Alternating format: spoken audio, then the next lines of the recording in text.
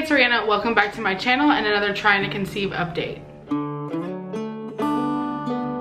I'm gonna start off this video by letting you know that this is definitely a TMI video. I'm gonna be talking about periods and my biopsy and sex and all that kind of stuff. So if that's not something that you're interested in hearing about, I completely understand. Go ahead and click that I up in the top. It'll take you to some of my other videos, and I will see you guys on the next one.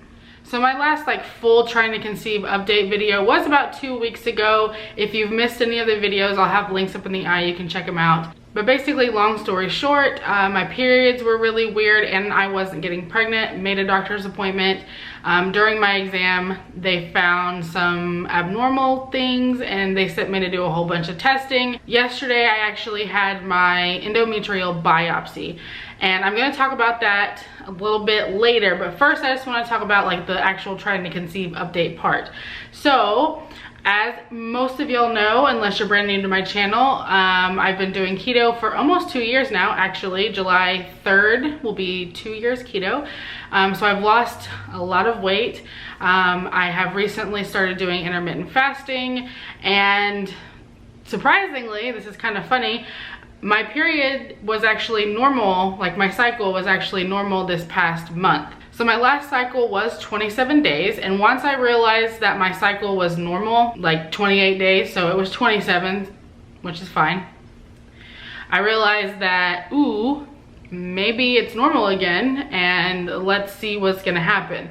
I was just kind of keeping an eye on it, just trying to see if maybe this was gonna be normal. And I have been taking my supplements, which are supposed to help with PCOS, regulate your cycle and fix your hormones and all that, as well as the keto, which is also suggested because of the keeping your insulin low. And I started doing intermittent fasting. So I've kind of just incorporated a whole bunch of things that are recommended for PCOS and infertility, and trying to get your period back normal. So like I said, my cycle was 27 days long, and my period actually lasted for 5 days. Now, maybe a year or two ago, I tried to do OPKs, but they didn't work for me. I would never get, I was using the Clear Blue Advanced, which is a flashing smiley, whenever your body detects a rise in your LH, I believe, and then a solid smiley whenever it detected whatever it needs to detect for ovulation. And I never got a solid smiley.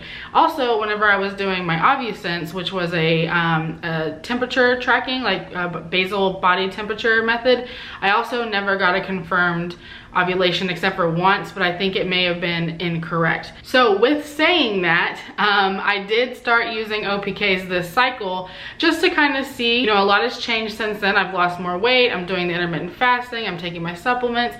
So I was basically just trying it out to see what would happen. I started doing the OPKs as soon as my cycle stopped, which was cycle day 6 or 7.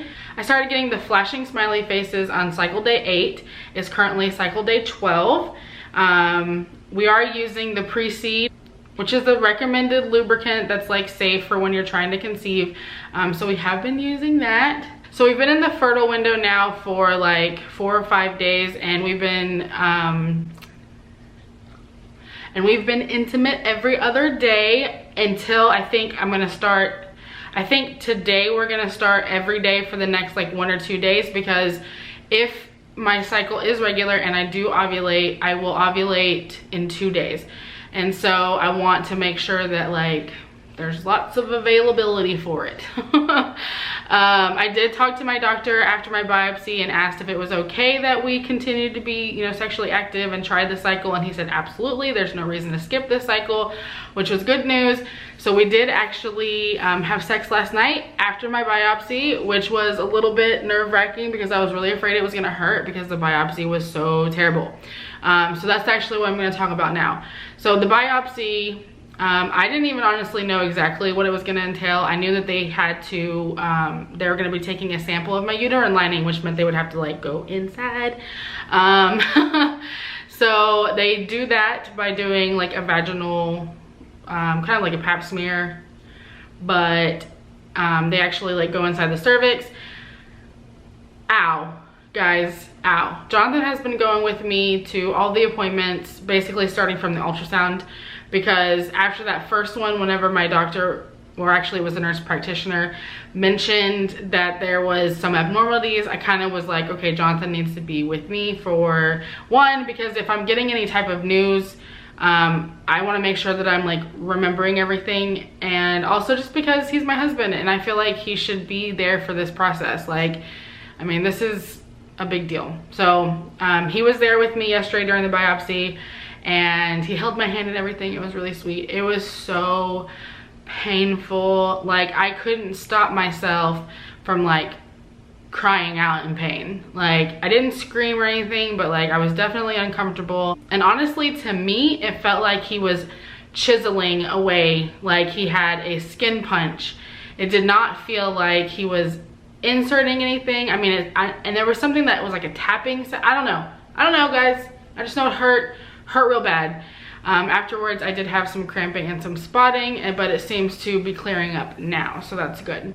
As far as the OPKs, I think starting tomorrow, I'm gonna start taking 2 tests, one in the morning and one in the afternoon. With the brand that I'm using, the Clear Blue Digital Advance or whatever it is, it does say for first morning urine, and then as you get closer to your like ovulation time, you can do a second one later in the day. The hardest part for me is that you're supposed to hold your urine for like 4 hours and not drink anything, and which is fine. I don't need to drink anything, but 4 hours of holding my pee is a really long time. So I'm gonna try to start doing that, like I said, either tomorrow or the next day.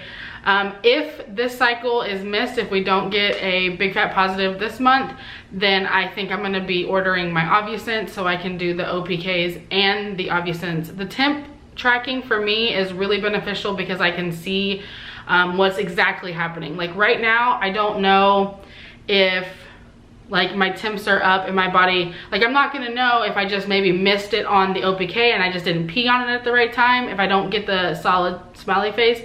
But with the temps, I would know, did my body ramp up and then just not ovulate and my period start? Or like, is there something like, basically doing both of those methods will help me learn my body essentially. All right, well, I think that's everything for this Trying to Conceive update. If you have any questions for me, definitely leave them down below. If you're new to my channel and you want to follow along, don't forget to hit that subscribe button. If you enjoyed the content, hit the thumbs up button, and I will see you guys next time. Bye.